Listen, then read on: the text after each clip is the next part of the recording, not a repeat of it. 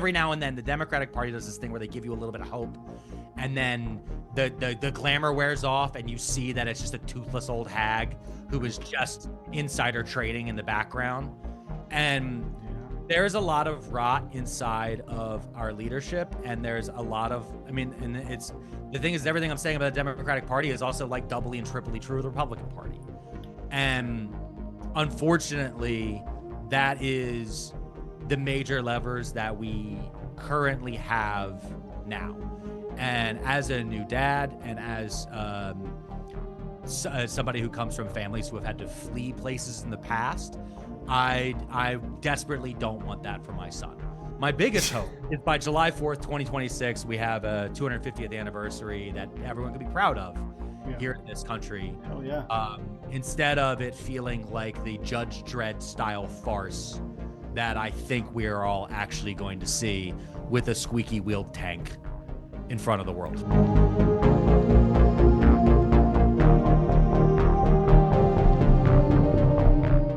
Welcome, modern day mystics, fellow truth seekers, James and Justin back again. And today we have another special guest with us. We have TikTok sensation Alex Pearlman with us. Now, he's very popular for his political and social commentary, and he's also a stand-up comedian. Yeah, I'm looking forward to this. I really like smartness, and this guy seems very intelligent and smart, and I think he resonates with the crowd of people that get sort of frustrated with some of the silly or even like dumb things that happen in the world. I think there's probably a lot of people that just find it cathartic to watch him yell and rant and stuff. He says, I'm the yelling guy from the internet. I'm looking forward to it.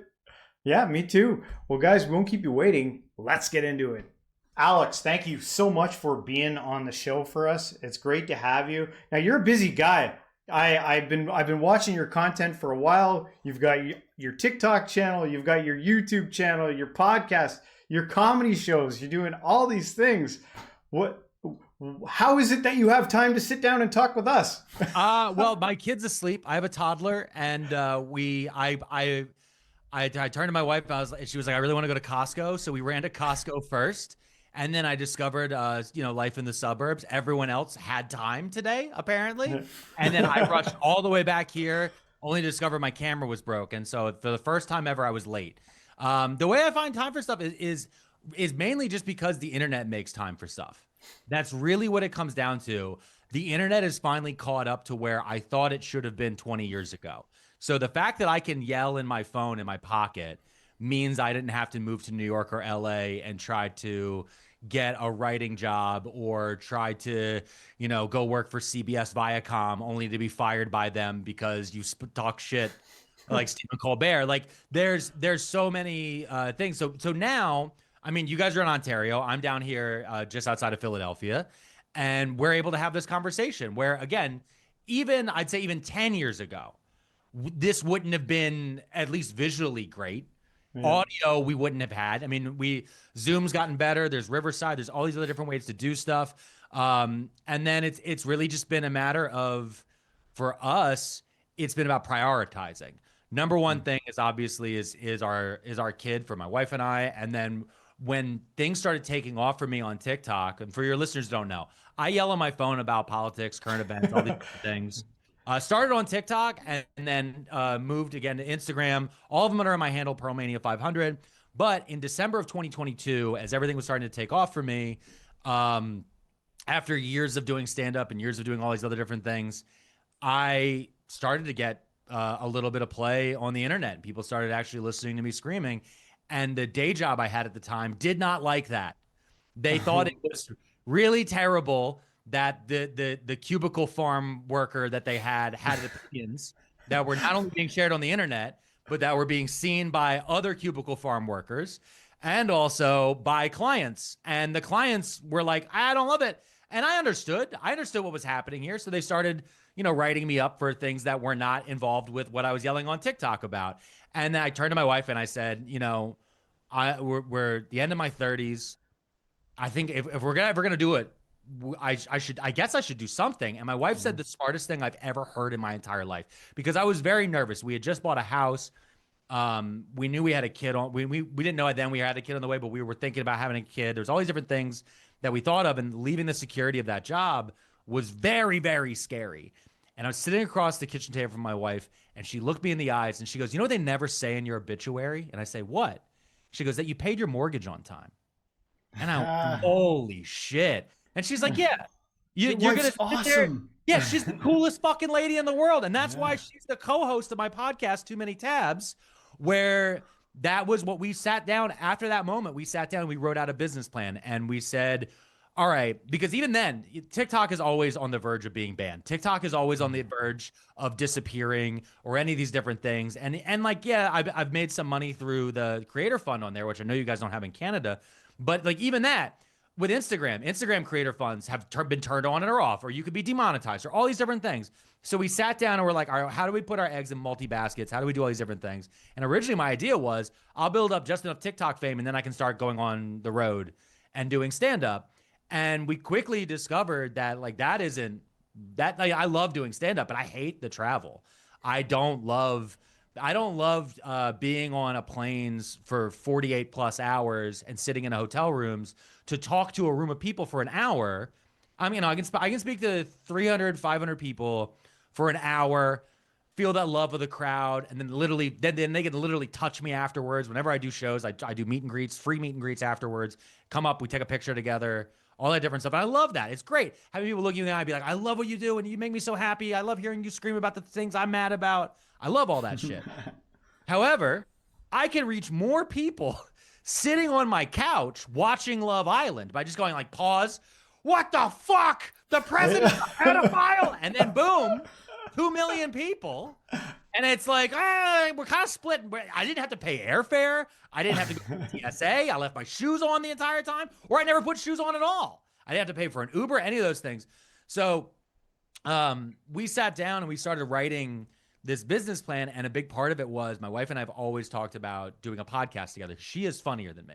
My wife is so much funnier than me, and she is the executive producer of everything that everybody sees. So the general rule I have is, and I try to tell this for everybody on the internet, if you're about to post something and you really think it's good, show it to someone you trust first, because it probably doesn't say what you think it does. And people read things in different tones. They hear things in different tones. There's code switching. There's all these different things. So unless I'm truly sure about it, or I'm like, no, fuck you, I'm doing it. She sees everything first. And oftentimes that's usually where it gets, that's when it goes from all right to in the stratosphere, because I come to her with an idea and I say, I like this thing. And then, I want to say it this way. And she's like, okay, yeah, but you're not thinking about this community over here. They view this completely differently, and you're coming at it with really weird energy. They'll, if you're talking about something, I had a thing a while ago about, what was it? Halal carts. In Philadelphia, we have an amazing halal cart culture where you can just go get great lamb and rice and all this different stuff. And I had some joke in there about it, and I played it for her, and she was like, yeah, you don't realize what you just said is offensive. And I was like, what? And she explained to me how it was. And I said, oh my God, I'm glad I didn't post it. And then we came back and we reworked it. And then the video did great. And so I knew from having those experiences with her that I would love to do the podcast. And we've been holding off for so many years. And then we were doing TikToks where she's off screen the whole time. And then we used that as a pivot point to start pushing people towards the pod. And the pod is now, that's what takes up, it goes kid, pod, everything else. That's the order of operations now, because we really look forward to, it's about 3 to 4 hours a week where the two of us and our producer, we call him Mr. Third, but Mrs. Pearlmania sits literally across the room from me, right in this, there's an empty desk right across from me. This camera is in between us. And she tells me about all the crazy stuff she's been looking at on the internet. And she kind of the kids call it lore dumping, because they all have lead in their head from fucking disposable vapes. But she lore dumped on me about anything. So we've done stuff, obviously we talk about the Kardashians, but also, she's gone into some pretty deep stuff about cults. She's done some pretty, and other things. And then I'm more of a historical perspective person. So I've told her about like the Pinkertons. We did a big thing on Shen Yun and the cult behind them. There was a lot of people really like that episode. We did an episode about Elon Musk's racist grandfather and technocracy.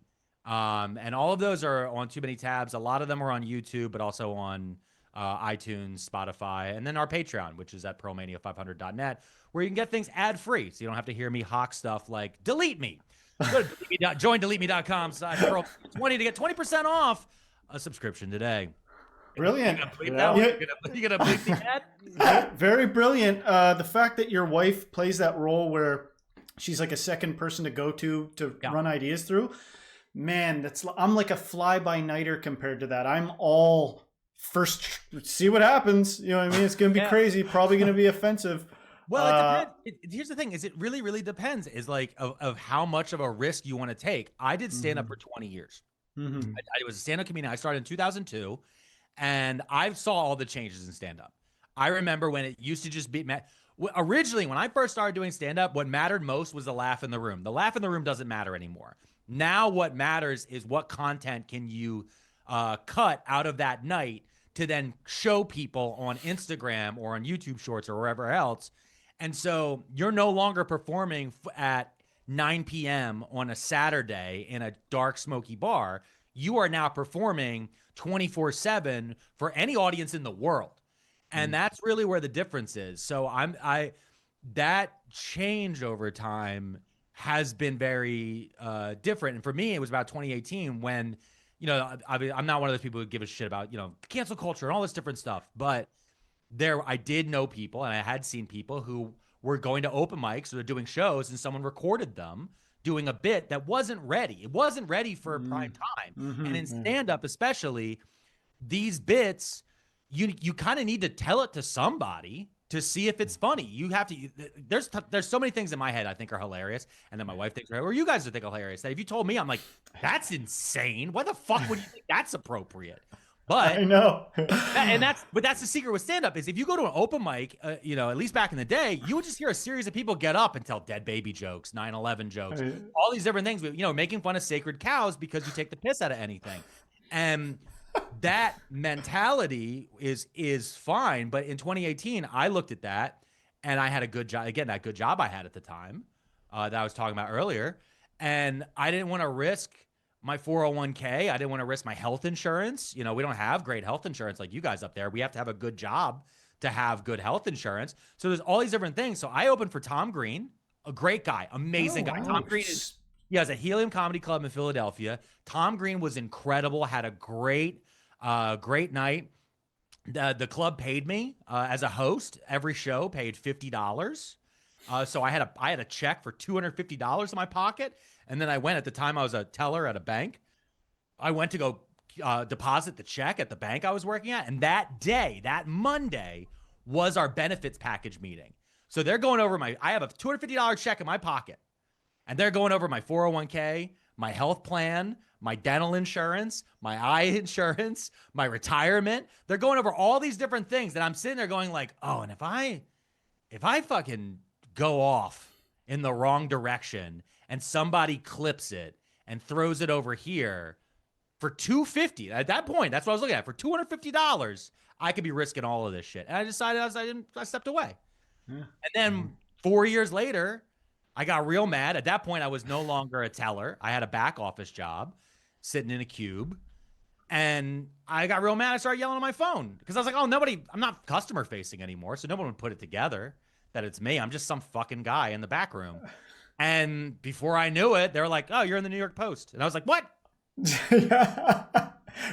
Or on Fox News or something. I saw that too. You're not a cubicle guy. You know what I mean? Like the story is like you're not a cubicle guy though. And that was my manager said. My manager at the end, she was begging me. She's like, you don't. I liked it though. Yeah. That was always my fight. My fight has always been between head down, be quiet, just do this, do whatever you want until you're 65. Rodney Dangerfield did that, you know? Yeah. Rodney Dangerfield, he was a very funny comedian. I think he was in 30s or 40s, something like that. Wasn't he a car salesman or something? He was a siding salesman. And right. Like his wife got sick. There's something like that where like he had kids and like he just needed to go work. Like he needed to work for his kids. And until like his kids went away to college, and then he went whole hog back into comedy. But like everyone's like, yeah, he was the funniest siding salesman. But he quit stand-up completely, and then came back into it. And so part of me was kind of looking at it that way. I mean, a bunch of stuff. I walked away right before COVID hit, so I didn't try to do Zoom comedy shows. I didn't even start yelling into my phone until, the lockdown was over. Any of that stuff. Again, it was what blew up my stuff was when Roe v. Wade got overturned, and I saw the Democratic Party in the United States going into a midterm election shit in the bed left or right. That was fun. That was like really the thing. There was two things. One was I made a video a couple weeks before that was very positive about getting involved in local politics, and then the day Roe v. Wade was officially overturned in the United States, and they sent abortion rights access back to the individual states, which we knew immediately was going to destroy women's choice in half the country. The moment that happened, I was sitting there, and all of a sudden my phone started buzzing. And I looked at my phone, and I had all of these texts from Nancy Pelosi, from Joe Biden, from Kamala Harris, from all these different people. And they weren't because they knew me. It's because they were automated fundraising texts being like, right now, you need to give us money more than ever else. And I was like, what made me lose my mind in that moment was they had 6 weeks before that. And this was all the Democratic Party could come up with. And that drove me fucking insane. Because remember, that ruling got leaked. Everyone knew it was coming. It was just a matter of we didn't know what day it was going to hit. And so they had 6 weeks, and these were supposed to be the leaders in this party. And the only thing they came up with was, I guess we're going to raise a lot of money for the midterms. And I was like, that's not a game plan. Not like, hey, I know that we lost to the Supreme Court, but now we're going to take that. Like this, what I would have done is I would have said that we're going to have 50 fights now, apparently. We're going to have 50 fights, and we're going to push this, and we're going to codify this, and we need to take back the Senate. And these are the specific seats that we need to do that. These are the members of the House that we need to do this. We need to look out for redistricting. There's all these different thought process that should go in there. And that if the leadership of the Democratic Party actually trusted people, they would say. But instead, they're big baby cowards who all want to they all just want to get through the day. That's all. They all got elected, and they just want to get through the day, and then they want to go to the beach, and then occasionally they want somebody to be like, "Oh, I voted for you." That's what they want. That's all they want. They don't want to do fucking shit all else. And that's what I said in 2022. And then I just kept on that. And then 2024 hit, and the Democratic Party was like, would you like to talk to our people? And I showed up, and I was like, you guys suck. And then they were like, so no to a collab? Oh, no to a collab. Oh shit. Yeah. That's the short version. I remember your TikTok rant was epic. As someone, when it was just before they banned that 1-day ban in the United States for TikTok. As someone who values TikTok and enjoys it and was watching your content, I think we even reacted to your rant on that. Yeah. Okay. But I thought you said so many clever things in that. And you do seem to have your pulse on kind of like the political scene, what's going on. And I was always curious. I was like, if I ever talk to this guy, I'd ask him, like, what do you like? We do rant. We complain a lot about the problems going on in our countries. Even here in Canada, we bitch and moan about what we got going on here too. Yeah. But I'd like to talk about solutions, like from your perspective, like what is the next step? Like what should people be doing? So you guys have a much different next step than us, because we don't know if we're going to be allowed to step. I mean, maybe we'll goose step. I don't know. But the 40-year-old Obama era lib in me wants to say more people need to get involved locally, especially at the local level. More people need to understand that there is no cavalry. We are our own cavalry, and we need to show up to PTA meetings. We need to show up to local board meetings. We need to show up to library meetings. All these different things. We need to get more involved and try to aim to get yourself on those boards, whether that be boards of directors for a company or boards for local zoning. There's so many levels and layers, especially in America. There's something like, I looked it up one time, it's like 200,000 elected positions, or maybe it was 2 million. I can't remember. There's a stupefying number of offices that you can be elected to, and then there's even more for being appointed to in the United States. And a lot of them are run unopposed. across this entire country because everyone's like, I don't want to. No, a lot of people have imposter syndrome. And I think the biggest thing I wish more people would realize is like, you have people watching this right now, to the listener, to the viewer, you're better than anybody else for the job because nobody else is showing up. It's you against vacant a lot of the time. And that's the old school thing I have. Right now in America, it's a much more close to home. It's that they have the ball and they're driving it towards the goal. And our goalies can no longer be out. We have to be almost on the fucking goal line and we're in the net. And what that means is we have to pick, everyone needs to pick one or two things locally and protect that in the United States. So for my wife and I, it is access to public libraries and it is access to food. So what that means is, so our public library, we try to do fundraising and we try to stay active in our local library board to make sure that we don't have stuff like book censorship showing up. So that way, because the only people who show up to these meetings are typically insane. So I don't know if you guys have you guys ever been to a township meeting?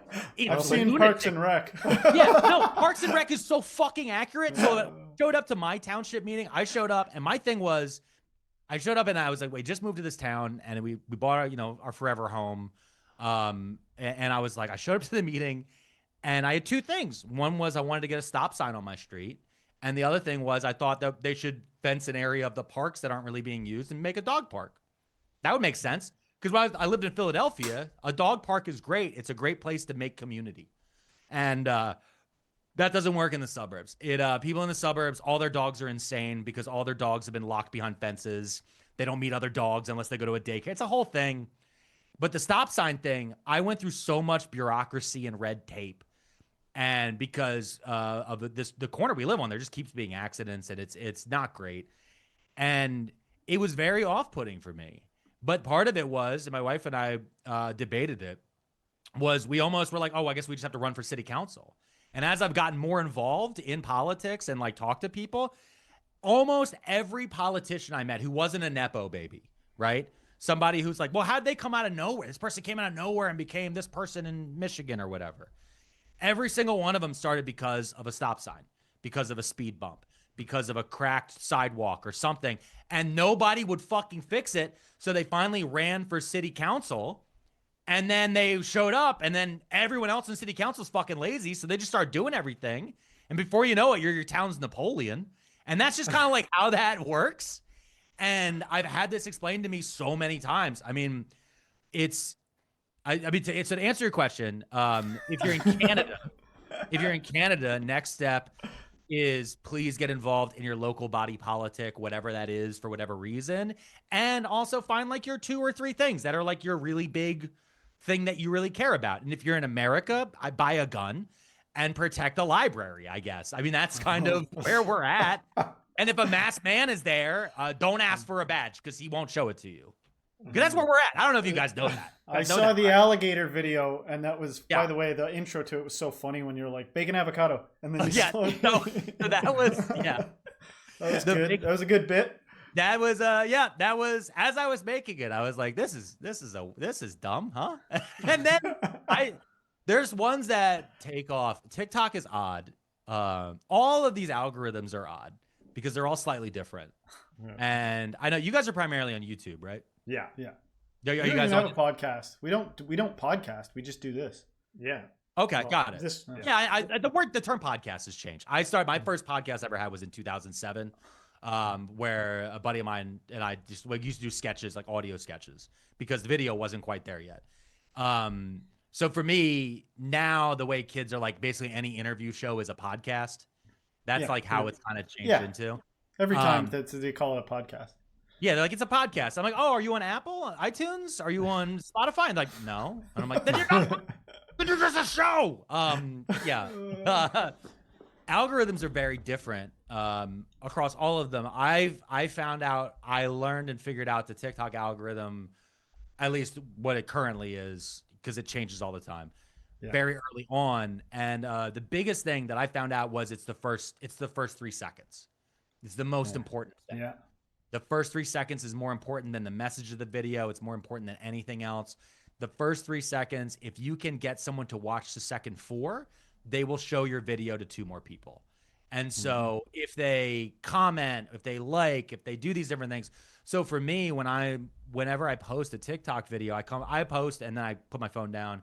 I come back to it about 15, 20 minutes later. I delete all the bots because it's full of porn bots now, especially when you're a bigger account. I'll open it up. There's this one, her name's Ashley Ivy. There's also Wendy Ivy. I don't know who runs these, but they are AI bot porn accounts.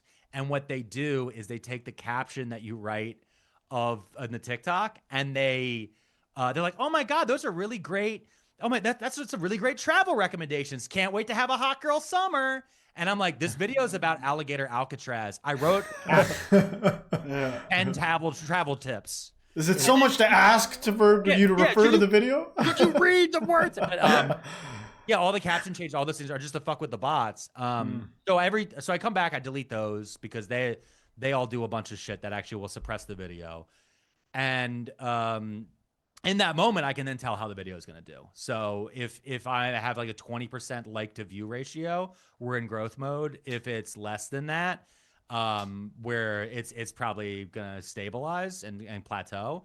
And if it's sub like a certain count, I'm like, oh, TikTok's broken right now. Because that happens all the time where I will post a video and I can look and I'll be like, oh, they're not showing this to anyone.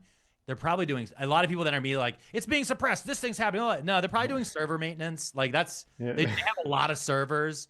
They're probably switching some other things. They're probably changing something with TikTok Shop or tweaking something in the algorithm. I've seen it happen so many different times. But TikTok, that's what's important. The first 3 seconds. So I spend more time thinking about the opening of the video than any other part of it. You do the hook first. You almost want to say like a thesis up top. And then that is also true for Instagram. It is not true for YouTube Shorts. And it's not true for YouTube. YouTube, apparently, from what I've been told, I have not figured out YouTube yet. What I've been told though, it's about video completion. So they want watch hours more than YouTube. They want their algorithm. They want you right here, just locked in like that all day. So the more you can get someone to not only finish, so on YouTube Shorts, they like to multiply a video that has 110% completion. That's why the most popular YouTube Shorts are actually 15-second loops. So people who accidentally watch a loop twice, that means a video got 200% views. And I make a video that it's clear when the video is done. So YouTube Shorts is like, yep, you're done. Moving on to the next one. And I'm like, great, whatever. I don't really care too much because YouTube Shorts is also very right wing. But that's kind of where those algorithms, you get a different flavor for each one. I try not to make one specific for any one channel though. TikTok's my primary. It's the app I record in. It's the one I enjoy to use the most. So I guess that's kind of default brain on that. That's kind of how that goes. I feel like you're at too much risk of losing some of your authenticity when you're, constantly trying to please the algorithm, or like get that perfect thumbnail and get the perfect title for your video. I have a Canva Pro membership now just to make my fucking thumbnails for YouTube. I will never forgive that. Google said do no evil, right?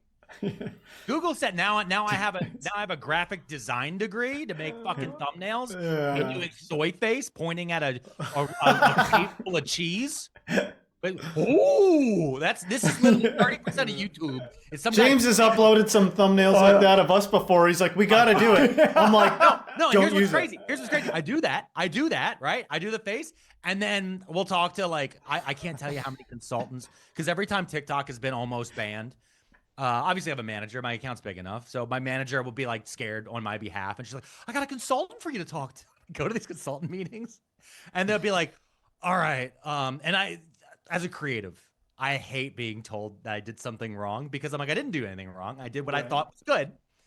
And all creativity is about failing. The purpose of creativity is to do what you enjoy and then have people find it and see however many other people enjoy it. That's my view of creativity. Yeah, it is kind of like that. Yeah. Yeah. Why the fuck? So like when they're like, oh, okay, you have to make sure your eye line's here. And I'm like, okay, and then do soy face, right? And like, oh, actually, if you could do soy face, but with mouth closed, because according to Mr. Beast, and I was like, shut the fuck up. I'll kill you. I'll kill you right now.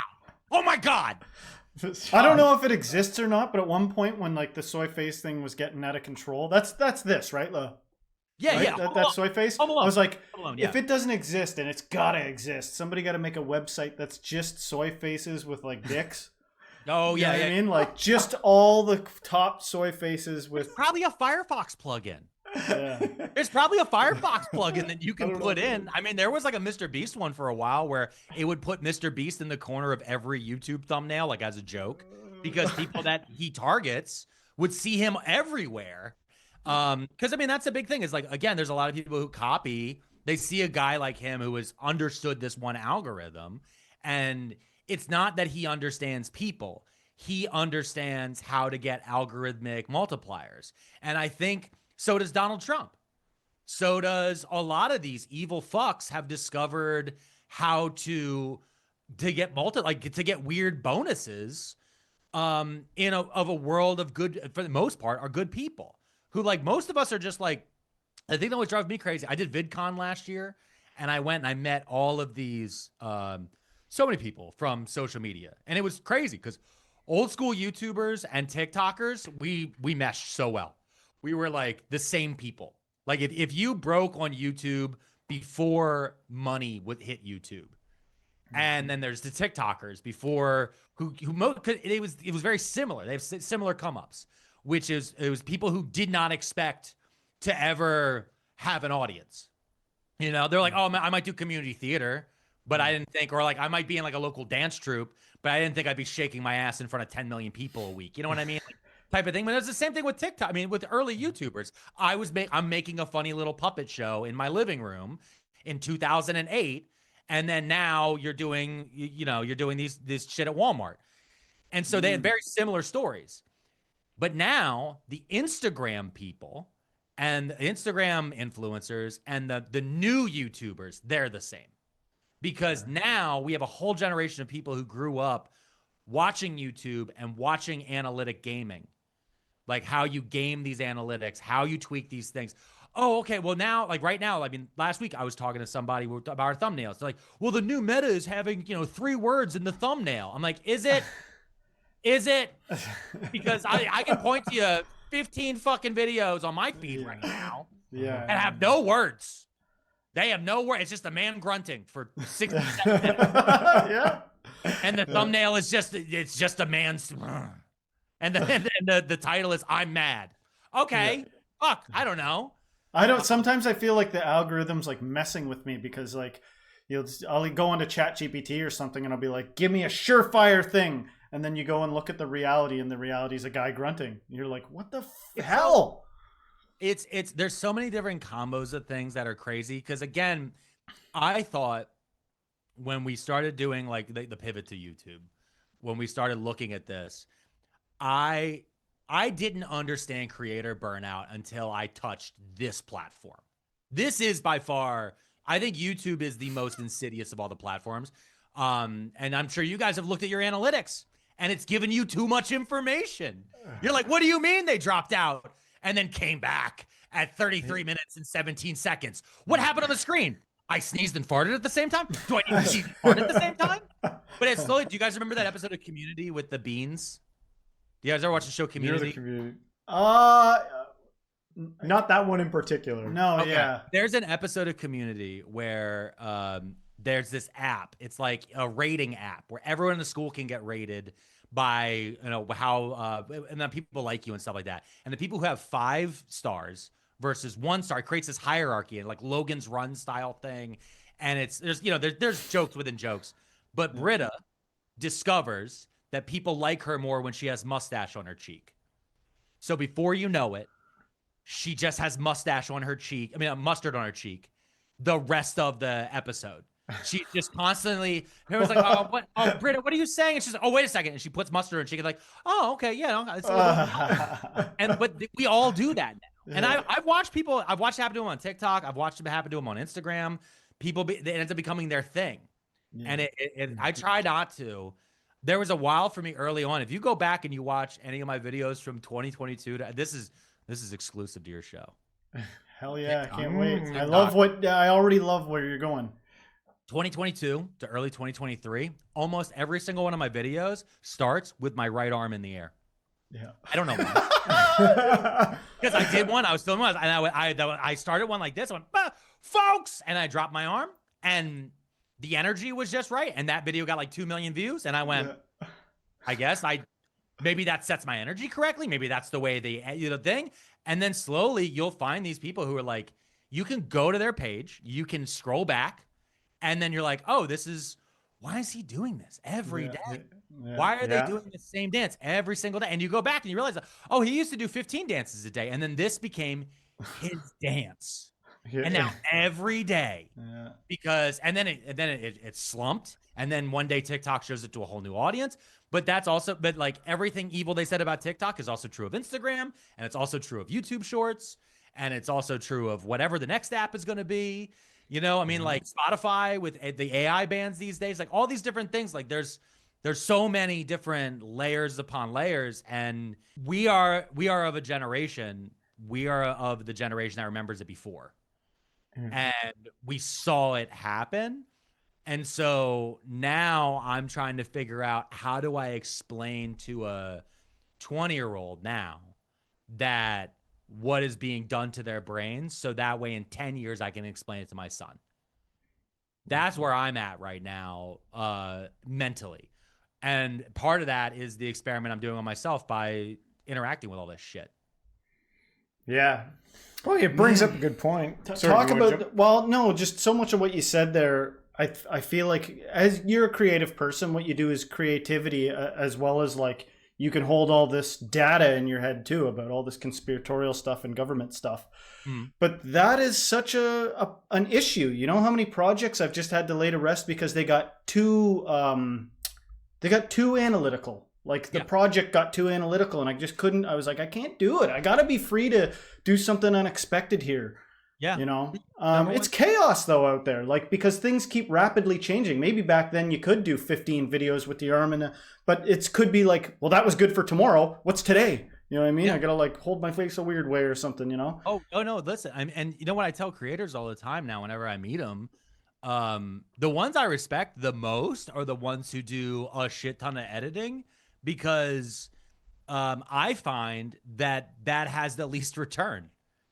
Like it used to be, like I remember, like especially when TikTok first showed up, or even the early, YouTube with guys like Rocket Jump and others, where they'd be these amazing videos. We're doing all this CG and green screens and oh my God, all this different shit. And I'm like, okay, you're gonna put in all that work and then nobody sees it.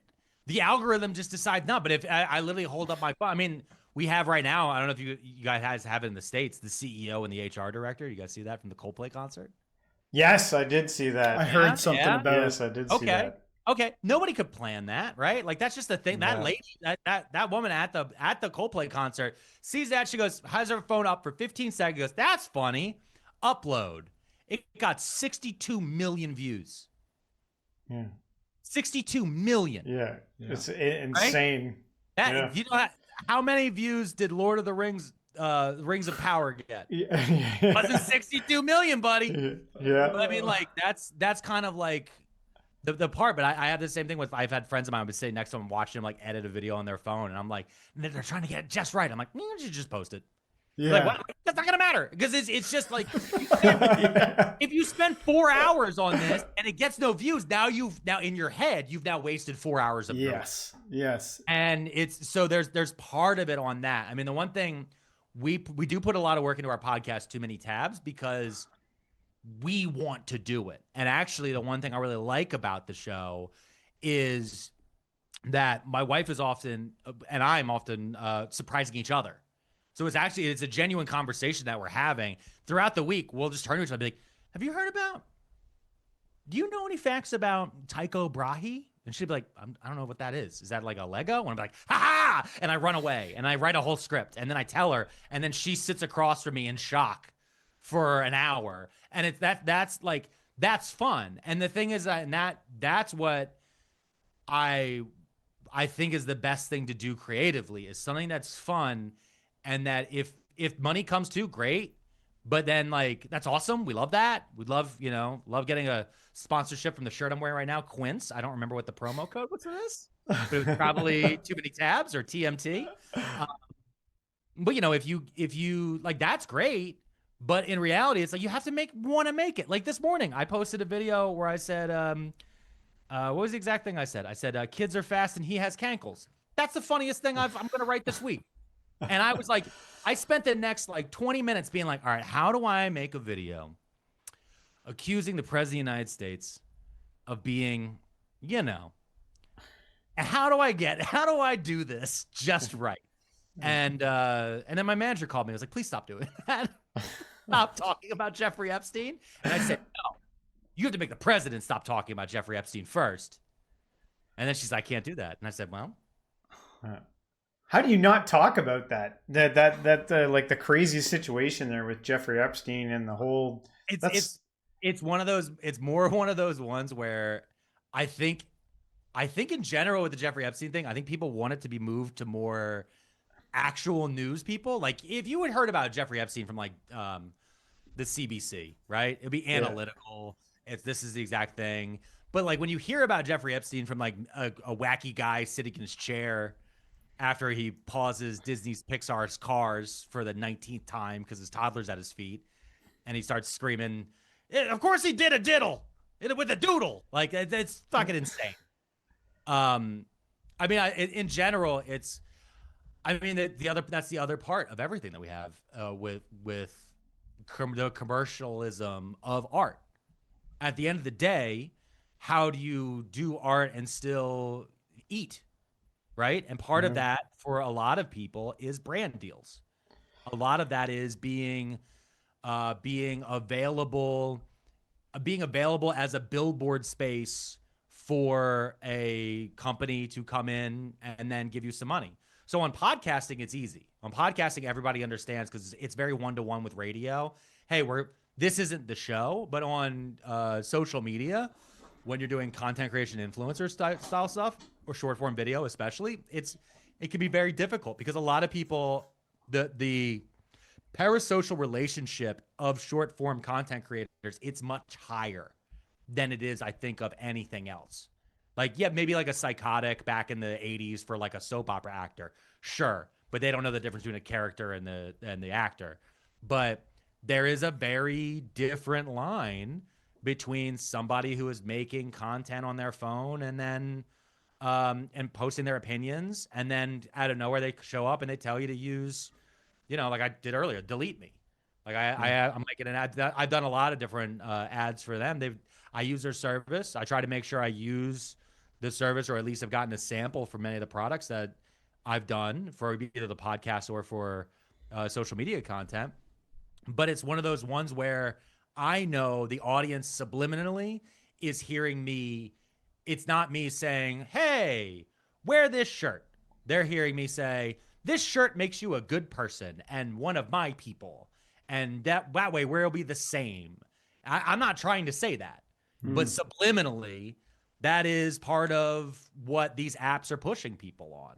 And that's truly terrifying. And so as a person who wants to in the back of my mind, I'm always going to end up working at a gas station again. And one day this will all go away and I'm going to work at a gas. I mean, that's the difference. Are you like asking yourself, like, how am I getting away with telling the truth? Like, what's going on here? I'm trying to tell the truth, No, it's not that. It's more along the lines of, I say no a lot more.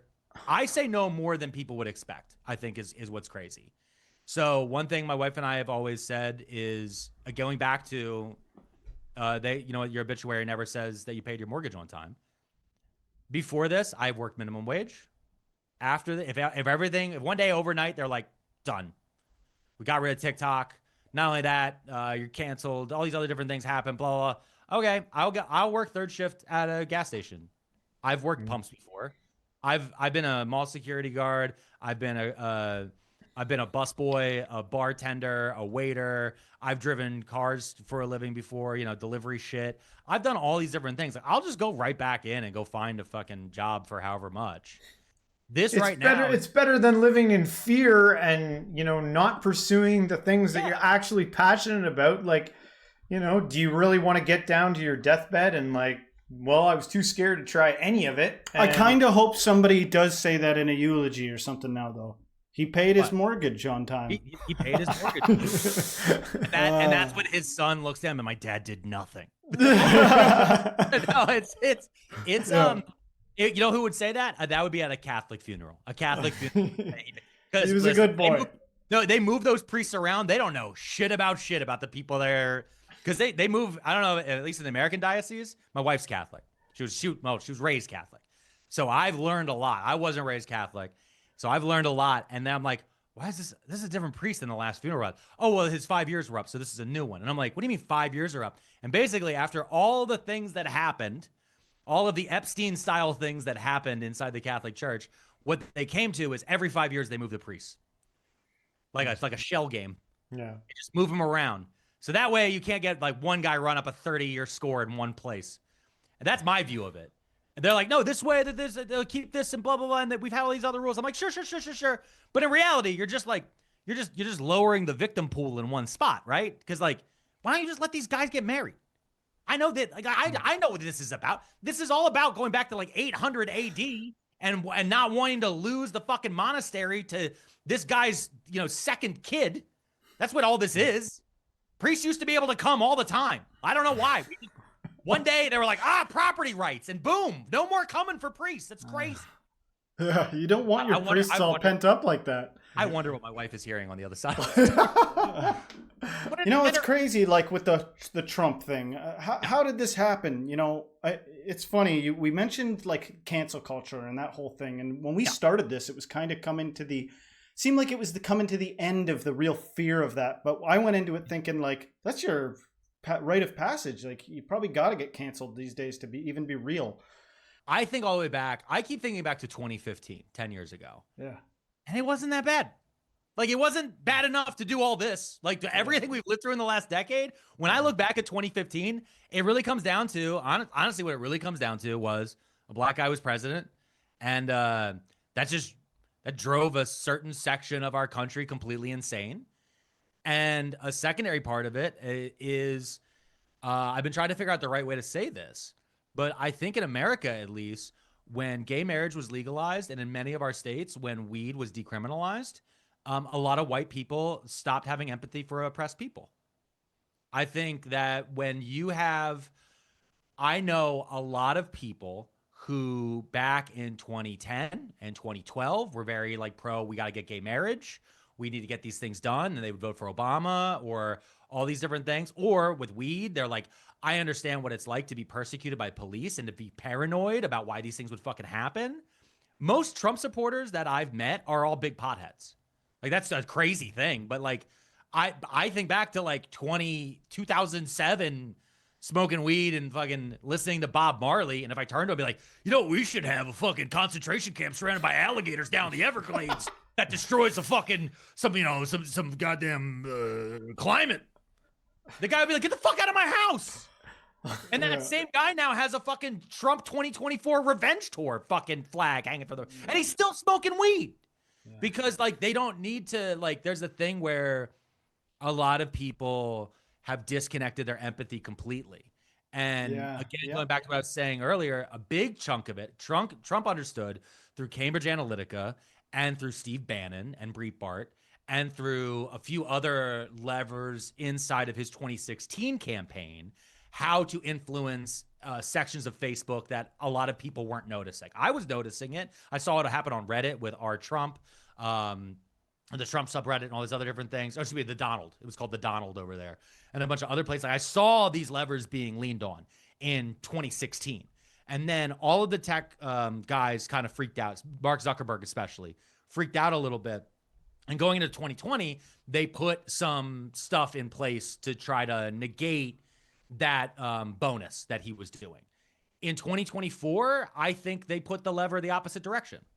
I think they both dropped all of their refereeing, and they also thumbed the scale in a little slightly different way. And a big part of that is who got to see what. So one thing I discovered, and a bunch of my friends who are creators, especially who are very political, discovered, is conservatives and independents in America were not seeing our political content from about August through November. Libs and Dems, liberals, Democrats, leftists especially, they were seeing all of our stuff, all of our things about the election, anything that was anti-Trump, all this different stuff. I tried to use incredibly coded language during that time because I knew saying things like politics, vote, election. There at this point, AI is now strong enough that, I mean, my captions are written by AI. They know what words you're saying.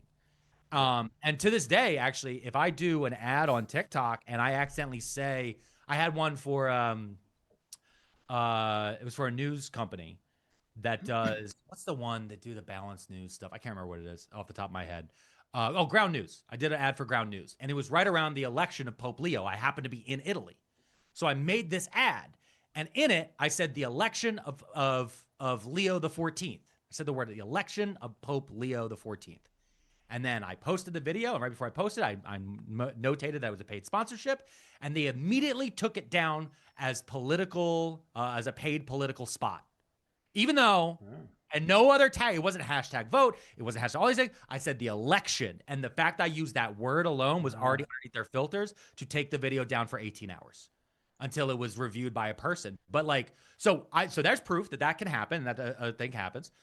And the secondary factor of it was my Instagram numbers when I looked at them. So I went to the Democratic National Convention in early August, and I think that the second day of that is when all of my Instagram follower growth plateaued, flatlined, completely like dead, completely dead. I didn't think anything of it. I really wasn't focusing on Instagram at the time. I was still doing my TikToks, all those different things.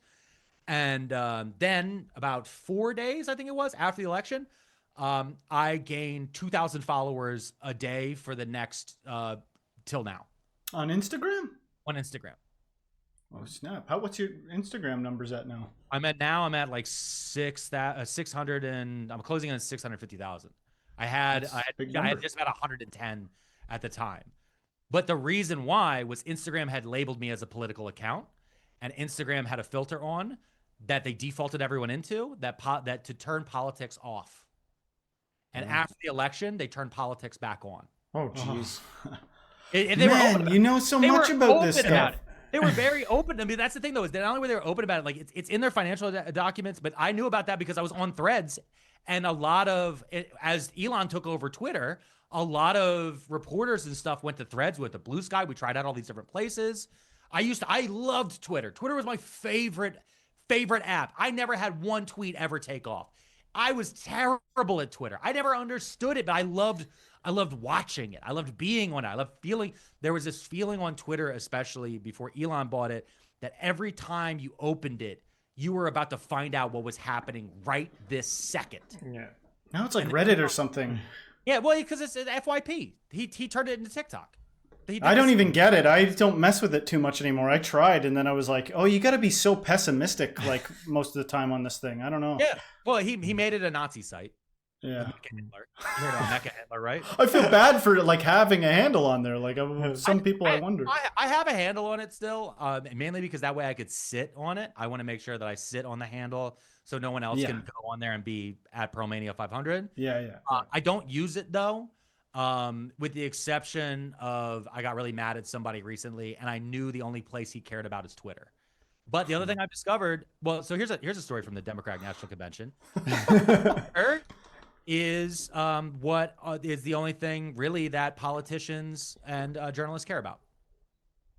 It's the only app they still care about. Oh, Twitter is. Yeah, they don't give a fuck about TikTok. They don't give a fuck about Instagram. They don't give a fuck about Blue Sky, Threads, Tumblr, YouTube, none of those fucking things. They only care. They're starting to care about Substack as they get fired from these different multinational corporations and end up having to go create a Substack. But like Twitter is their number one. And so when I was at the DNC, I was up in the upper area, and what they did is they had 200 content creators that they brought in so we could do content. And I was like, this is crazy. I just kind of took it all in. I didn't really know how to make content at it. I'm not a on the street, I'm not a travel guy, any of those things. Like for me, it's about going, experiencing something, then coming home and telling people about it into the camera. Like that's how I communicate best. So I'm there. Kamala Harris is accepting the Democratic National, the presidential nomination for the Democratic Party. She's the first black woman in history to accept the top of the ticket. This is a monumental moment, right? Just to be there in that history alone, like felt cool. And I'm watching it. And as a content creator, they put us in the same area where all of the media was. And so the upper bowl of, I think it was the United Center in Chicago, the upper bowl was all media. There is 2,000 cameras with their lights on for going to different television stations pointed in this corner. So I was in the same row as NBC, and I like saw like almost fist fights because this poor NBC intern was holding seats with jackets. So that way these certain NBC producers could be sitting in this spot. She starts giving her speech. You know, everybody's kind of, they calm down. She's getting into like the beef of the speech. And I looked around me, and every single reporter was on Twitter scrolling. And that's how they were learning what the reaction was. Wow. Every single one. And this is the part that drove me crazy is those fucking reporters were bitching about the 200 content creators taking up seats. There's like 10,000 seats on that fucking row. They were complaining like, I can't believe you let some fucker from Instagram. But meanwhile, the content creators are making stuff for TikTok, for Instagram, for YouTube, for all these, for their podcasts, for all these streaming, Twitch, all this different shit. And all these fucking reporters from CBS, NBC, but from Washington Post, from the Inquirer, from all these different places all over the fucking country and world, every single one of them are going to Elon Musk's Nazi hell site and wondering, what does Nick Fuentes think about a black woman becoming? And the thing is like, that is how the 2024 election was framed. And a lot of people don't realize it in the media, in the mainstream media. Then there's an entire secondary area of how the rest of this was happening. And on the back end of social media and on the back end of independent media, you have the true gatekeepers, which are Elon Musk, Mark Zuckerberg, the guys at YouTube, the president of TikTok, the CEO of TikTok, and Jeff Bezos and all these other guys, all of which then stood directly behind Donald Trump when he got inaugurated. Is this WrestleMania? Is Donald Trump playing a role and is Elon Musk playing a role and it's just WrestleMania? Oh, 100%. Yeah, it's all kayfabe. It's all Donald Trump. Wait, hold on. Donald Trump is in the WWE Hall of Fame. You know that, right? Yes, I do. Yeah. No. He is a WWE Hall of Famer who was hand trained by Vince McMahon and Howard Stern on how to be he's actually a very shy man initially, and then he went on Howard's show. He did all these other different ones, but he was also very close friends with Vince McMahon, and everything about Donald Trump is a wrestling persona. The same way Vince McMahon, everything about Vince McMahon, Mr. McMahon versus. It's a show. It just seems like a show so much, like all the stuff, and you go over to like an older person's house and they're watching CNN and watching all this stuff. So I got a question for you. With everything you know, it's like, so I'm honestly impressed with just the length at which you can hold all this information and how long you can talk about it. But here's my question. I can yap forever. Here's my question. If everything went swimmingly right, what would happen next with politics in America and maybe Canada? If everything went right, what would happen next? That's one side of it. And then the other side of it is, what is going to happen, do you think? Gotcha. Okay. I'm not going to say what I think would be right. I'm going to say what I think I would do. Yeah. If I was given like infinite power. The first thing is anyone involved with the ICE raids and all of this other different bullshit where we have with these concentration camps coming up and all the other things, all the way down to people who filed paperwork. We would have Nuremberg-style trials for. Openly Nuremberg-style trials, and we would have a denazification of the United States federal government, and also looking into the state governments, and we would also then backtrack going into anyone involved with January 6th, and actually would have had true trials for them, and not the bullshit January 6th committee. I mean, we had a coup on national television that failed, and then nothing came of it because they decided to make this election the fucking trial. That's stupid. I mean, look at Brazil. They're not doing that. That would be a major point, and it's a thing that the Democratic Party does not have the will for, and they won't do. The other part is I would then go even further to be looking into financial crimes, going in deep. And a big part of that would be going back to 2020 into we had a thing called the Paycheck Protection Program here in the United States. It's called the PPP loans. This was like $1 trillion of money that was given out to small businesses so they could keep up with payroll during COVID. There is massive amounts of fraud in that, and also massive areas for clawbacks. And so that would be an area where I'd say start your investigations here. I would then also be looking, I would illegalize stock buybacks immediately. That's a way that corporations can game the system by using corporate money that they have set aside to buy back their stocks to keep the prices up. I would, crypto, hey, buddy, crypto is only a dog, all right? Crypto is not going to be allowed in people's fucking wallets in my world, because I know that that is that's being used for so many different horrifying things, especially bribery right now, heavily. When you look at stuff like the fight coin and all these other different things, and a lot of crypto billionaires put a lot of money into the Trump campaign. I would then also, on the political side of things, I would look at how we would fix, number one, the House of Representatives by removing our cap. Here in the United States, we have a cap that was set in the 1920s. The number of representatives we have is 435. That number, it's under our Constitution, it's supposed to represent like 50,000 people. They're representing like 2 million plus. So our districts are more swingy. We should have smaller districts where we actually know our representatives even more. I think in some places I saw, like, we should have something like 2,500 representatives in our House. We have 350 million people in this country. There should be more people that elected to our federal government. For the Senate side of things, I would actually debate whether or not, obviously I'd bring in Puerto Rico, make Washington, D.C. a state, offer Guam statehood, and a few other different things. And then also have an actual argument somewhere along the lines of whether or not we should redivide some of these states and move some things around, because of the way a lot of these lines were arbitrarily drawn for slaver rapists in powdered wigs to be able to feel good about their numbers back in the 1700s. And why are we still doing it that way? So there's a lot of different areas like that. And that's not even before we even get into the minimum wage, before we even get into healthcare, all these other things. These are kind of the bones that need to be fixed to be able to move forward in a actual representative democracy. That's what I would do. That's what I would do. That's never, can I tell you something? Not a single thing I just described will ever happen. Oh, man. Well, systemically, it seems like there's something like, it's not just the United States. It seems to be like all across the world. I heard, I watched a funny TikTok video the other day where it was two aliens laughing at humanity, talking about like they're 290 trillion in debt. Who do they owe? Who do these humans owe? Yeah. Right? And we're playing this monopoly game that's completely rigged.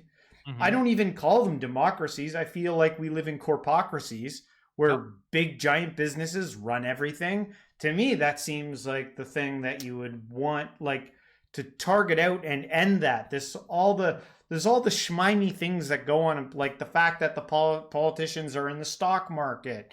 Mm-hmm. And they get donations, like these donations from big corporations to run, and like, how did we allow this all to even happen in the first place? Who was like, this could be a conflict of interest, man. It's a 75-year plan. I mean, it was a 75-year plan ever since the election of FDR in the United States.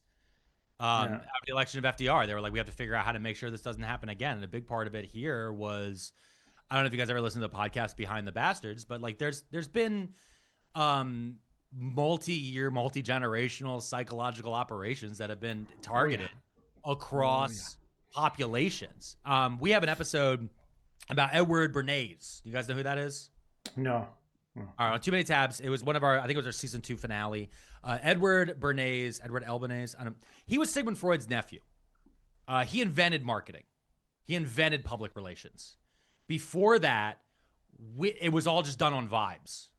Marketing, advertising, all these different things. Once that changed, he was involved with stuff like overthrowing the government in Guatemala. he was involved with making cigarettes more normal. He was involved. What his big thing was making it so women could smoke cigarettes because it was considered disgusting for a woman to smoke cigarettes. And Big Tobacco thought it was crazy that they only had half the market of the country. So there's all these different things that he was involved in that. I think we have a 2-parter episode on that one. But when you hear about him and you start to realize, like, he wrote these books on public relations, and then that's what Goebbels gobbled up. And that was literally was being used. He read it and goes, "Oh, these are actually good." I'm a Nazi, and sure, but this Jewish guy has some good points on how you can control people's minds.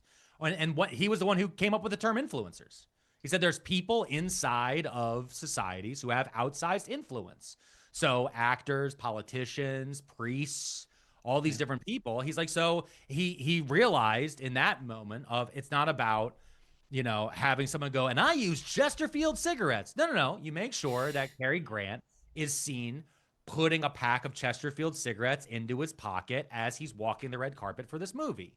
Hey, the one that was crazy that I read, this one cigarette brand wasn't selling well with women after he was able to get women targeted very heavily. And they had just changed the packaging. And the thing is the color was clashing with too many women's clothes. So the women weren't buying the packaging because of the cigarette box. So he changed fashion. He made they called it the green ball, and they like made this specific type of green, the hottest color. And then that was the color of the fucking box of cigarettes. Oh, those operations happen at a layer to years and years ago to trick people back about in the United States about busing for schools. It starts with busing, with desegregation. And you say, you don't want the federal government coming down here telling you that these black kids need to be bused into your white neighborhood. We need to have smaller government. You know what's bigger government? Socialized medicine and healthcare. And those things slowly over time have broken into people's head where it doesn't even make sense anymore. And then they've slowly worked. They had a 50-year plan when it came to Roe v. Wade. 50 years it took from when Roe v. Wade was passed, was the law of the land from the Supreme Court to when they finally overturned it. And inside of that, they had steps along the way on how to overturn the Supreme Court. And in that was how you turn the evangelical right to make them conservative. They weren't originally conservative. Jimmy Carter was an evangelical, for fuck's sake. I mean, there's like all these different things in there of how you play on this stuff. And that is how corporate power got entrenched deeper and deeper. So for me, I understand what you're saying about the corporatocracy and all those different things. If we don't fix the bones of it, though, they'll still get right back to power in 2 generations anyway. And so I think a big part of it is its culture around how we view government should exist and what it should be doing. It's how we view money. To me, I view money as a ration ticket. I don't view it as anything more than that. Because I used to view the entire world and how many packs of cigarettes I could get for it. I was a heavy smoker. A lot more and more. Did you do time? No. I just smoked a lot of cigarettes. When I started smoking, they were $2. Yeah. Now they're like $20. But I mean, like, in that, me and my buddies used to, when you're really tight on money, you'd sit there and be like, I could either get a tank of gas or I could get a carton of smokes. That's how you view the world. But other people they don't view money in that way. So I always view money to me as like, what can I do with $100? Well, right now that's diapers, some formula, and then maybe Netflix for a month. Like that's about $100 now. So it's like trying to figure out those type of things. But I don't remember where we were. People should just look really closely. Like even if there's somebody that's sort of successful, right? Like keep looking deeper and deeper. Like, they live in a gated community. They're a lawyer, but you get like, if you can get as close as you can and see what the social dynamics between them and their friends are, to see the reality of how really alluring even the most alluring thing is, because money itself is something people just want. Yeah. There's people living in a pseudo paradise, but because they're technically not wealthy, they're like sad. It's like, are you sure you haven't been conditioned to just feel sad? You've got community, you got people you care about, you even know how to take care of each other and get food and all this stuff. Why do you want to have this thing that you've been told is so good? You know what I mean? Like, I understand there's a lot of different reasons, but I think people should look closely. Like the most successful people I know, it's like, well, what did you have to do? How much time did you have to put in? Do I even have the ability to do what you did to do that? Is it a stress fest? Is it enjoyable? Is the juice worth the squeeze? I think people should look real closely at those things just on their personal thing, because the largest issues, you know what I mean? Like when you get to the level of the cabals going on in high government, I'm like, well, the only thing I'd have to say about that is like, you're America, you're revolutionaries. Why can't you just revolutionize here? And I don't know if the caption reading this is going to put us in a weird direction here, but it's like, why do you even have to have one guy anymore? Why don't you rewrite the dang Constitution so you got like 12 men and women? It's true. You know, enough of this nonsense. I've thought that too. And unfortunately right now, the people who want to change the Constitution are the ones who want to make it even more totalitarian. There is a movement right now between conservatives in the United States to have another constitutional convention. They need to have a certain number of states have to come together and have a vote on it, and then they can redraft the Constitution. It's actually inside the document. No one really talks about it too often, but they're really doing a big push on that. I mean, another big part is that a lot of people are just disassociated locally in the United States. A lot less people can afford a home in the neighborhood or area where they grew up. And so you have a lot of renters who don't feel that this is, like I said, my wife and I, we bought this house. I started finally going to town council meetings. I never went to a city council meeting when I lived in Philadelphia because I knew every year when the lease was up, we were going to move. I didn't know where I was going to move. I didn't know who was going to be my council person next year because I kept moving from district to district inside of the city and county of Philadelphia. The other thing that I hear a lot of people online, especially, why don't you guys do what the French do? America, just like Canada, America's fucking huge. It's just huge. Yeah. And the founding documents that were written were not written with this size of a country in mind, and this size of technology in mind, and with this size of communication in mind, or any of these different things. I mean, shit, it was written only for white men who were landowners to be able to have a vote. Our senators weren't supposed to be directly elected. That was changed. It used to be that you voted for the state house, and then the state house then chose a senator. That was we made that direct democracy. There's all these changes that have happened that people again, they just don't know, or they don't fathom, or any of these different things. And it's one of the big issues is that it's just so fucking big. Where do you start? And that's why right now in the crisis that we're in, I say repeatedly to people, pick the thing that you know that's close to you and protect that. You know, right now, I can't save the Constitution. I can't save the First Amendment. I can yell about it, but it's not in my ability to do. But I can at least try to make sure that my library stays open. I can at least try to make sure that we can raise money or at least get crops into our food bank. I can at least try to make sure that people in my neighborhood know if masked men are driving down the street, grabbing anybody who looks a little too tan. That's where we're at. And that's the part that really stinks. It's I love this. I would love to just get high and have deep conversations about what James Madison thought, and whether or not Manifest Destiny was a good idea, man. But shit, right now, I'm just right now I'm kind of happy we got a Second Amendment because a little bit with this Epstein bullshit, I'm not saying all of them are opening their eyes, but the last bunch of fucking lunatics to do anything, that was January 6th. It wasn't libs. It wasn't leftists. It wasn't the fucking PLA. It wasn't any of these fucking people. The guys who got up were you need some divorced uncles. All right. Well, hey man, I was just going to say during COVID, it's funny because I'm sure there's a lot of people that will go, that's not what you thought happened. But we went down to Ottawa during the all the truckers decided to go to the capital or whatever. And we went there, and that wasn't necessarily fun for me. My name's Justin, and people had signs that didn't even say "fuck Trudeau"; it just said "fuck Justin" on them. I was like, I don't like this environment. But I went there, and there was a shift after that. It's like they did do something with that grassroots movement. So I understand playing the game. I understand wisdom. Not everybody's as reckless as I am with anything. You know what I mean? And I respect that. But I do think that it's still possible, man. Why can't we just, especially if it's for something that's actually uniform, especially if it's really, I don't even know if I believe in goodness, but it's rounding the corner of actual truth and goodness. And then you get a bunch of people that are F it, man. I'm hashtag it's friggin' stupid to walk around being better than everybody. You know what I mean? It's stupid to be like, don't you want to be me? I'll have all the stuff and you can want to be me. You know what I mean? Like so many things are like that. Like, why are you excited for this guy that like gets on stage and like he's like that's a double chart. you know what I mean? Like you're getting screwed. Real quick, and just I went on this the other day on my pod.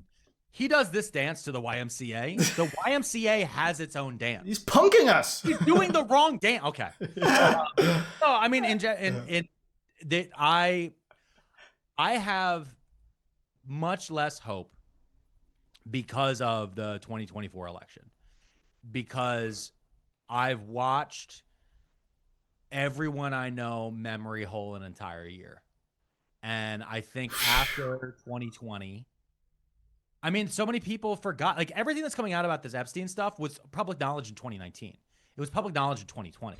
Every single thing we know about this, and people are I mean, like some of these people are like, oh, I didn't know about this. I'm like, I saw you make content about this in 2019. 1 million people died in America of COVID. 1 million, right? We had no National Day of Mourning. We had no acknowledgement of it. Instead, they just forced everybody to stop working from home. We have these deep levels of trauma that have happened repeatedly over and over and over again to our populace.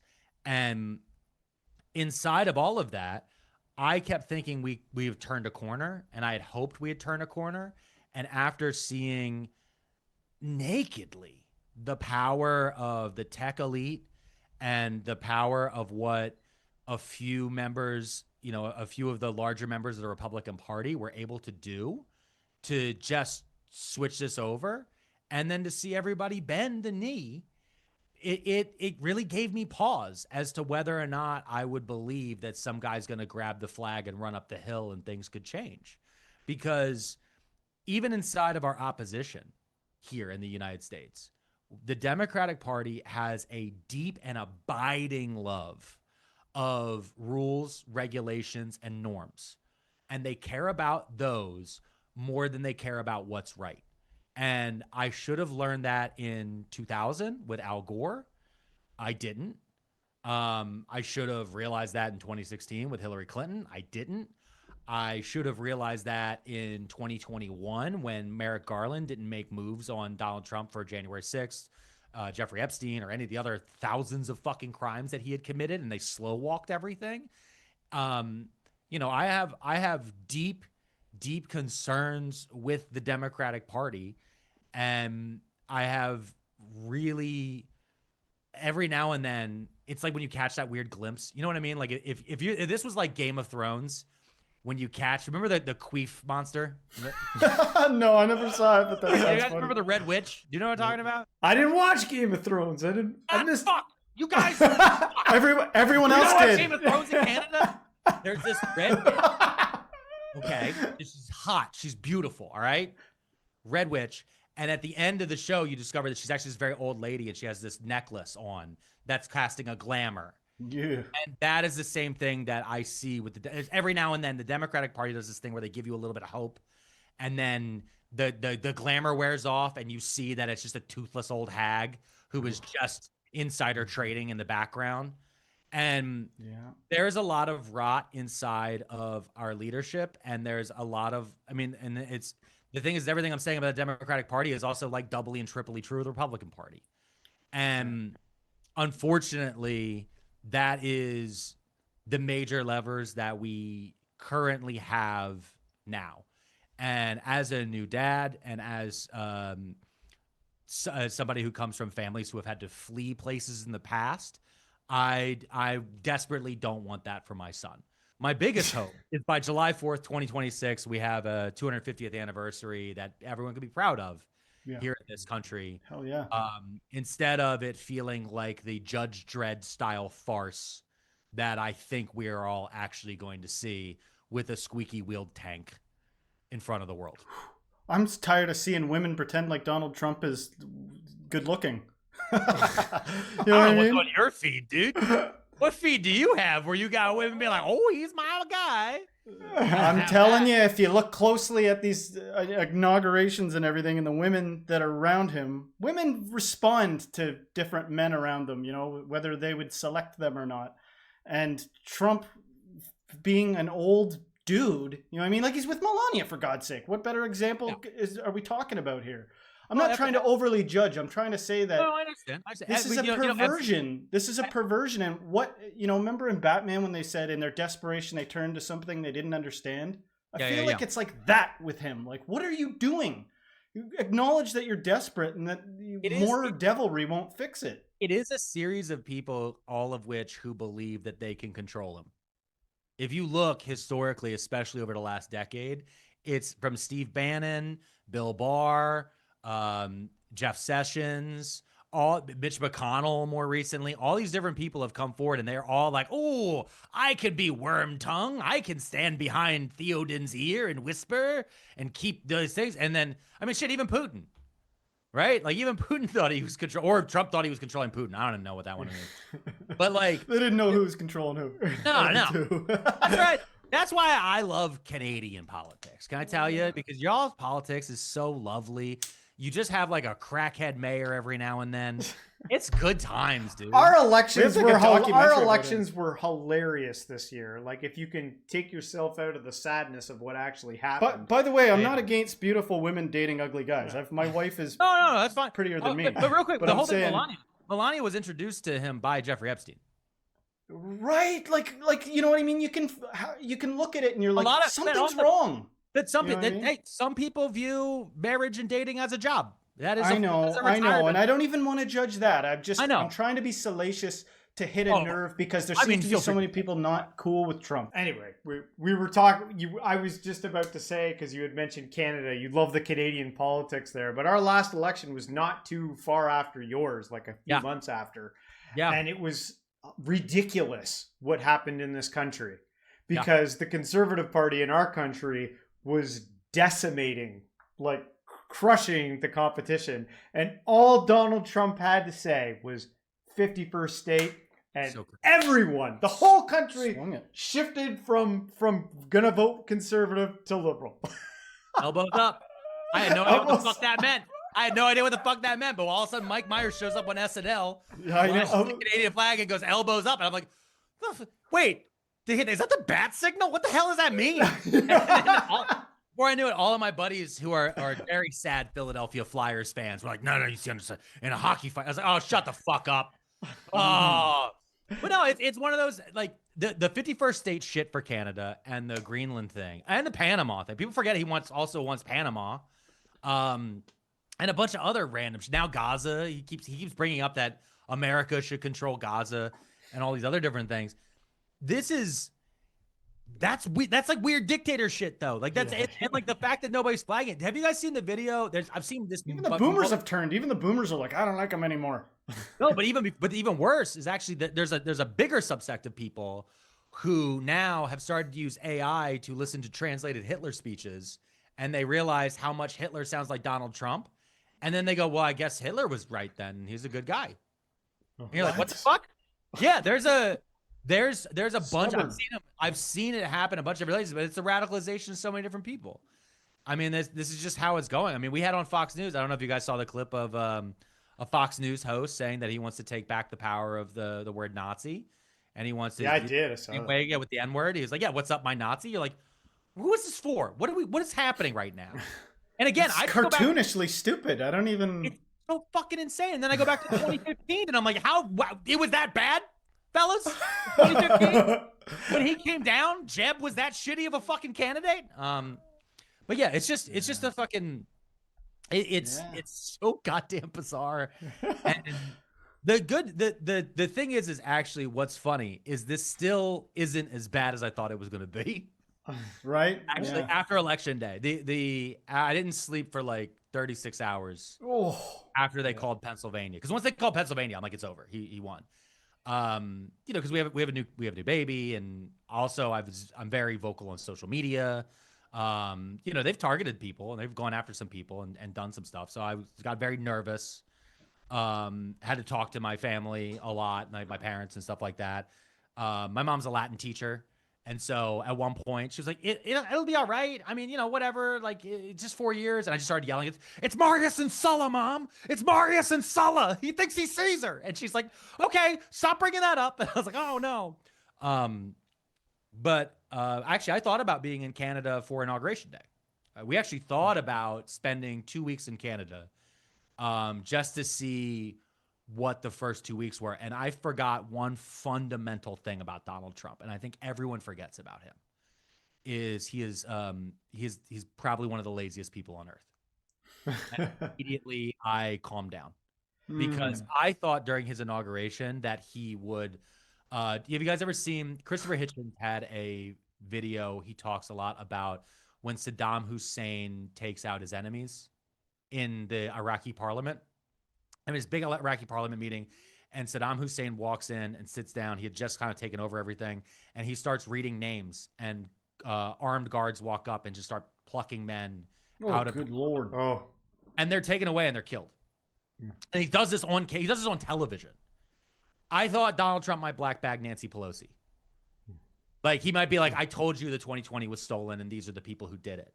I thought that he might declare the state house in Pennsylvania for not putting forward the right slate in 2020. Because that was the thing. It's like, when I predicted January 6th happening among friends, and they kept telling me I was crazy. And then as it was happening, I was getting like insane texts because I knew January 6th was the last day that he could get certification. I didn't think this exact thing was going to happen, but I knew from what I could hear from the soundings. But after January 6th, the big thing that happened was all of the conservative networks have scattered. You have Truth Network, it's Truth Social over here. You have Gab. You have all these other different places where they're at. They were more out in the open on Facebook, on Reddit, on these places. So I could get soundings and kind of have a general view of what they're doing. But there's times now where you ever come across a conservative conspiracy or just a thing that they're really fucking hot about, and you're like, I have no idea what the fuck you are talking about. At the end of the election, they were screaming about a squirrel named Peanut and that they wanted Donald Trump to be elected to get revenge for Peanut. What? I was like, it took me 4 hours. A squirrel bit a cop. What are we talking about here? Vote for Donald Trump, or else that what we get. Peanut was the influencer Instagram squirrel was murdered by the Democrats, and you're like, what are you talking about? But like, you gotta wade some crazy waters in your line of work. You gotta sift through the craziest of conspiracies. That's not even work. I never even made content about it. I just am generally curious sometimes, where I'm like, what are you? What is happening? And so this time around, I was very scared because he has been acting faster. He has been moving faster. Everything that's been happening with ICE, the big, beautiful bill, everything that's in there, which was the budget bill for the Senate, the changes that have happened there, the rapid restructuring of our federal government and our state governments that are happening all across our country, the catalysts are moving a lot faster than everyone else predicted. And for me, I'm like, man, this shit's taking forever. I was like, where are the banners? Like, to me, I was like, I thought he was going to put his hand on the Bible, raise his hand, and go, even though he never even put his hand on the fucking Bible, and go, and now I'm president. And then giant banners were going to drop with T's on them. And then all the flags were going to change. You know what I mean? Like, it was going to be like an overnight switch. Yeah. And so part of me was like, I should go to Canada for 2 weeks. I'll give him 2 weeks. And then it'll all blow over. But we never made it up there. And then yeah, it's just one of those things where it has been horrifying. But there's still a lot more room for it to get a lot worse. And I think, if you look at the historical nature of every country on earth, the sad part about America is we never thought that this would happen here. So we never built up any firewalls against this exact moment. Even though we've had moments very similar to this happen in states like North Carolina, Louisiana, and some others in our past. So. It can get bad, but there's still people like you. There's like people can be intuitive. Like, check how your body feels once you've been like doom scrolling for hours, and I literally just can't do it anymore because a lot of this is conditioning. It's like, what are we doing? Just don't do it. Don't vote this way. Don't be into the types of things that lead you into having to support certain stuff. You know, like what I'm saying is truth isn't like just for one person. Like realizing some of this shit isn't just for one of us. It's many of us can understand this stuff at the same time and swing things. Yeah, But things can also get bad, you know? It's just no, it's gotta true. No, honestly, the biggest thing I try to tell people over and over again is to just survive. Just Yeah. to survive. Just Yeah. if you survive today, that's a just surviving. Going to bed tonight is a victory over fascism, because that's kind of where you have to view it. If you want to get really sad, then go listen to Cabaret, the soundtrack of Cabaret. I finally saw it on Broadway with my wife, and I went, "Oh, that was too poignant." it's too much reality. Dude, too true. Oh no, one of the main characters is from Pennsylvania. What the fuck? Thanks, reality. Yeah. No, God. we went down to the States. We were really afraid. My dad was like, "Don't open your damn mouth." You know what I mean? We're American everything. And we went down there and it was fine. It was fine. It's like they're people, man. There's normal people, and things only get bad. It flashes. It's flash moments, and like you're completely right though about the doom scrolling, and having the horrors beamed into the back of our retinas every single moment of every single day.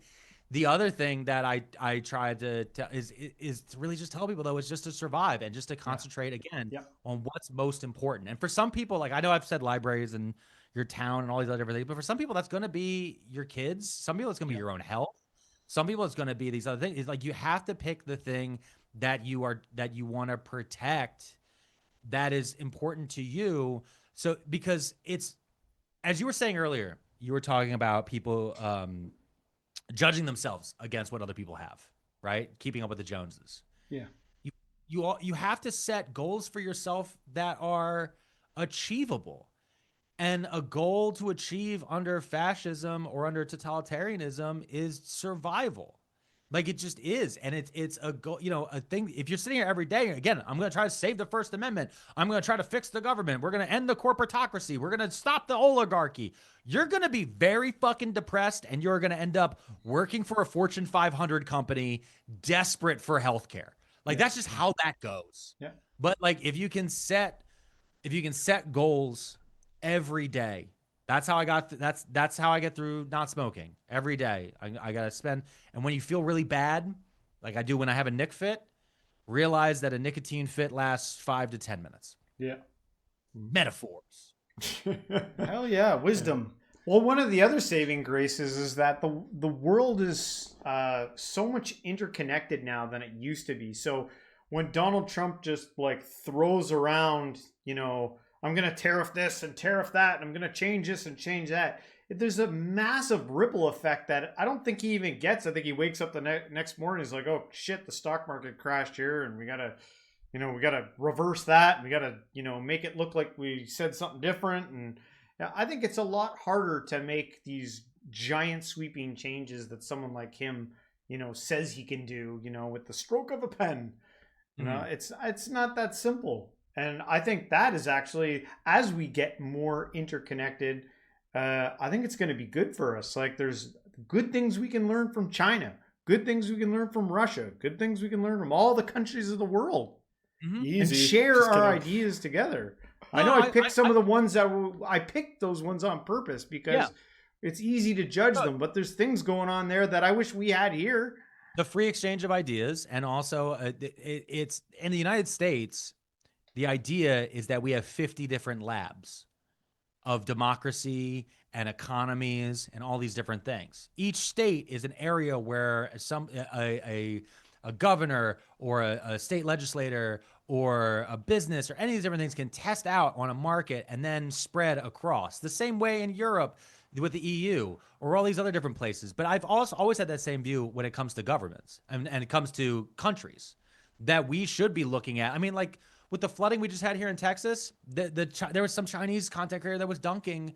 I mean, not to make a bad pun, but he was dunking on everybody, showing how they had massive flooding in China, and look at how they were able to pull everything together. But and people also look at how Japan deals with flooding or tsunamis or any of these different things. Look at how our infrastructure should be. I mean, one of the big issues that we have here is that most of our people don't look at other places. There's a TikTok I saw a long time ago I think about regularly, which is Japan 15 years in the future, or do you live in America? And I was like, fuck, oh, ow, ugh. Yeah. And I think back a lot to, I use Apple Pay a lot on my phone. And I remember in 2010, I had a security guard job, and I was talking to our janitor, the guy who was in charge of the janitors there, and he was Korean, and he would go home. I mean, he would go back to Korea to go visit his extended family and stuff like that. And he would come back, and he would always tell me all the new crazy shit they had in Korea. And in 2010, he was like, "Yeah, man." He's like, "Nobody uses cards. They just pay with their phone. They just tap their. You want to get on the bus, you tap your phone." We just got that in Philadelphia this year. It was 15 fucking years. That thing you said, it feels like that in Canada, I think, too. Like, I think it sort of feels like that. Like, oh, it's not that rude awakening type thing. Like, are you sure it's there ahead, or you guys get stuck because you get stuck tied to a market with us. I think it's because like anything that they're going to ship over to us, they're going to ship to you. They don't ship too much stuff to Canada or just to the US. And I know that, and again, I always was very familiar with Canada because of Kids in the Hall, my favorite show ever. And then also because the comic book prices always showed Canadian prices on the top for Marvel and DC. And I was always like, why are they more in Canada? My dad's like, their money's worth less. It's like, okay, whatever. But yeah. No, I mean, the interconnectedness of everything. Obama called them legacy systems. He went on Mark Maron's podcast, and they had a really great interview, and it really was eye-opening for me because Obama wanted to come and make a lot of changes, and just the size. Nixon called the United States federal government a behemoth that he couldn't tame. But when you get to, a bureaucracy of this size with this many interconnected parts, anybody who's been inside of especially a multinational corporation or anything like that, and it has to work in IT, right? I worked for a company that used SAP, a logistics company, and we were a brand new division. And I was like, oh, there's an issue with this button. This button didn't work. And the IT guy was like, oh, fuck, I got to find somebody who codes Python. And I was like, what? What do you mean codes Python? And he was like, because it's been this one thing that was made in 1987 and they just kept changing the skin. Oh, and I'm like, what are we talking about? Like, but that same exact thing is true of especially the federal government, but also true for a lot of our corporations. And so it's that's just crazy. So a lot of things that we think are happening instantaneously just aren't. Wow. Well, Alex, it has been fast. Hour and 40 minutes we've been going here. This has been a great conversation. Thanks so much for taking the time to join us and share, some of your insights and jokes with us. And it's been really nice to just talk to you. And I thought maybe to close things out, we could give you the last word. If you do have some maybe overarching message from your podcast or something you want to say, you can say that, and then let our audience know where they can find you, what you got going on, and all that good stuff. Well, I think I've been saying it the whole time, which is the number one thing for everyone to try to do. It's a victory every day if you survive. Every day, especially, the one thing, one of the biggest radicalization moments for me is actually because of your country. When Canada burned 3 years ago, when the skies, the fires, the northern fires, in Pennsylvania, we have never had to have air quality indexes. We have them, but we've never had to know what they were. And so one day, while my wife was pregnant with our first child, an alert came over on my phone for us to tape our windows because of the smoke. I had never seen the sky turn colors like that. I had never seen things change. Meanwhile, I still had to go to work. I still had to drive to work. And I got in my car and I began to drive to work. And then I was listening to the radio, and the radio DJ was saying, if you don't have to go to your job, work from home, stay home. We're under a crisis here. And I got to my job and I sat in a cubicle, and then I proceeded to take Zoom meetings for the next 8 hours. And in that moment, when I started making content about it, I discovered how many people on the West Coast thought wildfires were normal.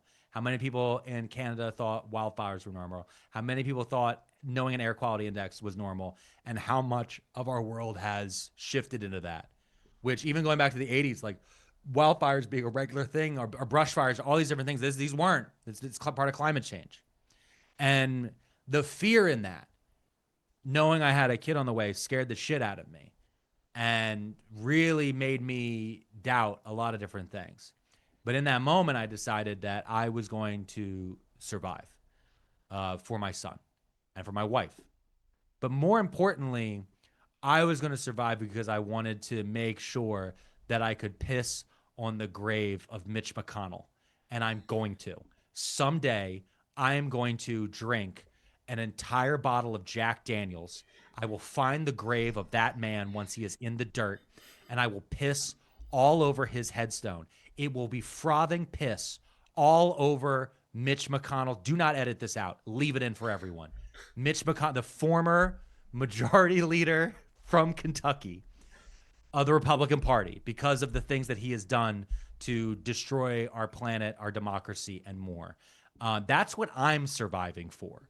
So for your listeners out there, especially people who are in a dark moment or very, very scared or have been so goddamn bored they made it an hour and 40 minutes to hear that,